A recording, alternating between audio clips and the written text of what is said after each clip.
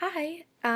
So my group wanted to do reviews of the group activities we did in class every other week, and explain what we thought and learned from each activity and how they related to collaborative leadership. So here we go.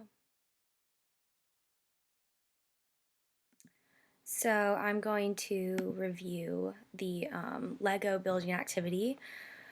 So we had to build a Lego model replica of one that Miss Wyden built.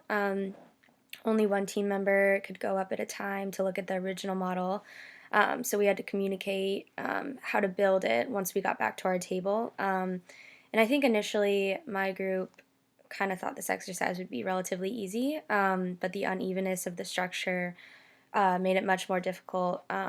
So doing this exercise taught us how to communicate more effectively to complete a task in a short amount of time. We also had to switch roles quickly as different people went up to look at the original model, and they became the leader as they told the other group members what pieces to add. So once my group finished, we were given the opportunity to help another group, and we were then challenged to collaborate in a new environment with new people. It went smoothly, I think, and increased productivity to hear everyone's ideas rather than just one person taking charge. Um, so overall, I think this activity really portrayed how collaborative leadership works in a workplace, and how efficient it really can be when you have a task that needs to be completed.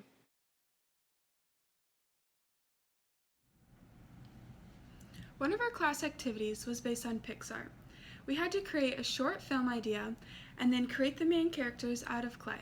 After having the idea and the characters, we had to present it to the class to see if they would like to have our idea become a short film. Our team did not have any difficulties with this exercise. Initially, Sarah came up with the idea of having a dad own a pizza restaurant and then his little daughter trying to create a pizza on her own, but eventually not being able to, so then the dad stepped in to help them collaboratively create a pizza together. We all loved this idea. After we had the idea, then we had to create the characters out of clay.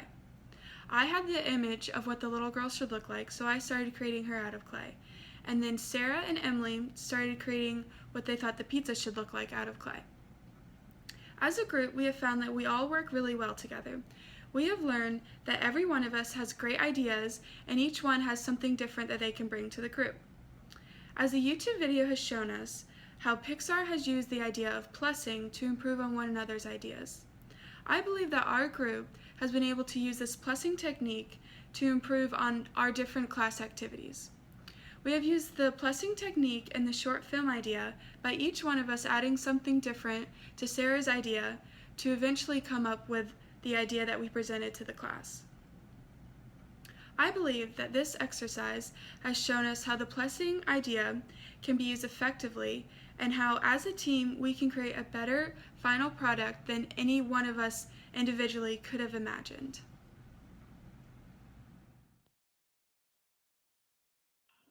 One activity that stood out to me during this course was choosing the most important items to save while you were lost at sea. I thought this would be really easy at first, thinking everyone would want the same things, but as we got started, everyone had a different thing that they thought was more important. This allowed each group member to have to sit and think about the other person's suggestion and how it could help save us while we are lost at sea. This allowed me to think of how to use these items in a way that I had not even thought about. There were some items on the list that I had never even heard of, so those immediately went to the bottom of the list because I didn't even know what they were. But another team member knew what it was and knew how useful it would be to us. This taught our team that we need to speak up and voice our opinions, with the outcome being successful. If I had just been by myself, I would not have even looked at that item and it would have affected me greatly. But since I was able to work in a group, each team member added a different value to the activity that I would have not have been able to achieve alone. If you collaborate and work together, then the outcome could be so much greater than you had ever expected it to be.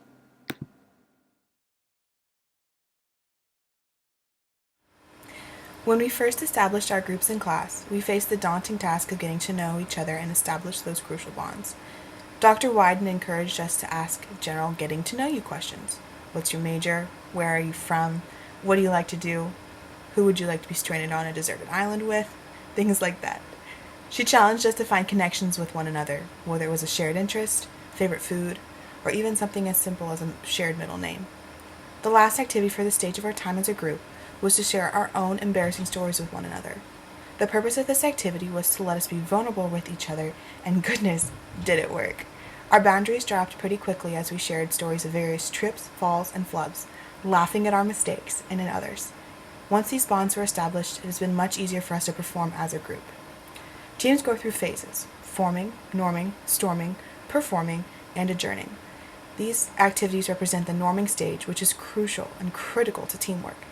Each member must feel as though they belong and are important for the team for true collaboration and success to occur.